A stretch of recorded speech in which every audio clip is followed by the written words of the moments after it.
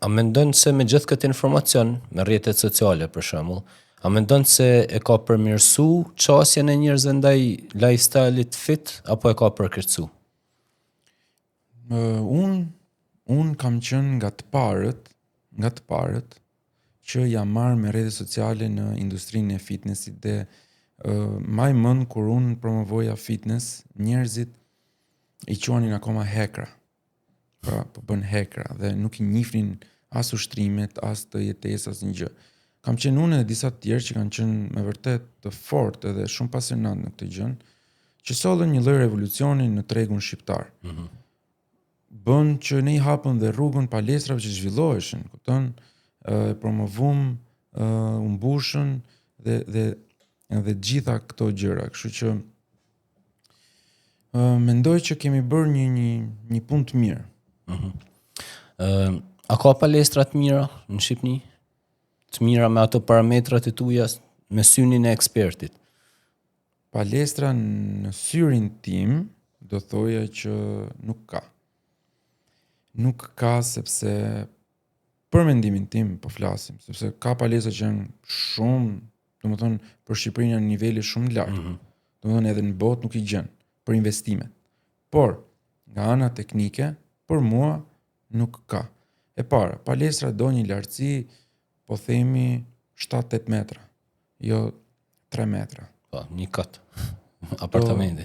Do lartësi sepse ke shumë veta, ti mund të futësh 100 veta, 100 e ca veta dhe do të lëvizë ajri, do oksigjen, sepse pa oksigjen nuk punon dot. Do hapësira, kuptimin jo të kesh 10 veta në rrallë, në një ambient 2-3 për të bërë gjithë muskujt e barkut, edhe pjesa tjetër është me vegla. Ose është ideja që jetesa është bërë shumë e shpejtë, në kuptimin që unë do preferoja një palestër që ka 3-4 makina të njëjta, dhe unë kem kohë të futem tikit, të mbaroj dhe të vazhdoj punët e mia, sesa të rrit pres apo ta bëj me ndrime me një tjetër, duke heq pesh, vendos pesh. Për profesionistët është më e vështirë, por njerëzit e thjesht mund ta kenë edhe mos i argëtim, sepse shkojnë edhe për të kalu kohën, që unë nuk e kuptoj, po shkojnë. Dhe ka pjesa e sterilizimit. Palestra është një nga vendet më të pista. Domethënë ka gjithë toksinat, sëmundjet e lëkurës mund t'i marrësh kollaj fare, ke baktere, virozat. Domethënë në palestra ngelim smur, sepse sjell njëri qarkullon aty, e merr vjen tjetri dhe rri po aty. Sa do aspirimet vendosësh dhe gjitha këto, tash i kanë të gjitha. Problemi është që disinfektimi është tjetër.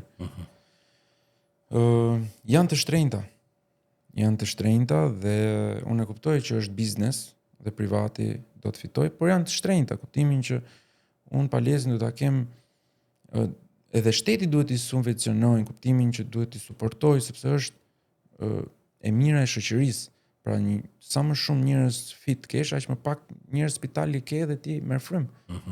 Kurse ne spitalit i kemi shumë të mbingarkuar dhe nuk po ja dalim dot.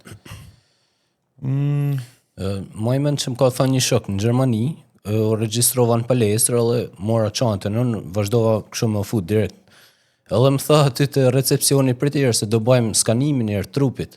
Edhe më doli tha që isha asimetrik. Edhe nuk mund të bësh në servitje ç'a duan, po do bësh me pesh pak më të madh ose pak më të vogël me këtë krahin e tjerë. Kështu që këtë se kam lexuar një herë në Shqipëri. Dakor, edhe jashtë për shembull nuk mund ta kesh në çdo vendi, kjo është një gjë luks. Në palestra më parë në Itali ka ekzistuar një gjë që kërkonin paktën rekomandim nga mjeku që i aftë për të kryer sepse mbanin përgjegjësi. Mbanin përgjegjësi, pra këtë do detyron shteti ose bënin palestrat nga qefi vet.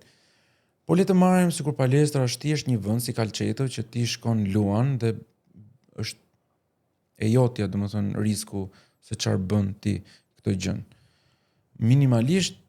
Minimalisht duhet rregulluar nga shteti. Palestra nuk ta bën. Palestra është biznes privat. Pra, të ofron mundësinë që ti të shkosh stërvitesh, nuk di, me një personal trainer. Edhe mban ai përgjegjësinë. Di, vazhdo, bëj çfarë duash, u vrave, është zgjedhja jote. Por që palestra duhet të ketë kushte teknike, që do të thotë mos ketë pajisje të rrezikshme që ti të dëmtohesh, mos ketë pajisje asimetrike, mos ketë vegla që mund të thyen, të kenë atë kontrollet e ndryshimin e kavove etj etj. Kuptoj.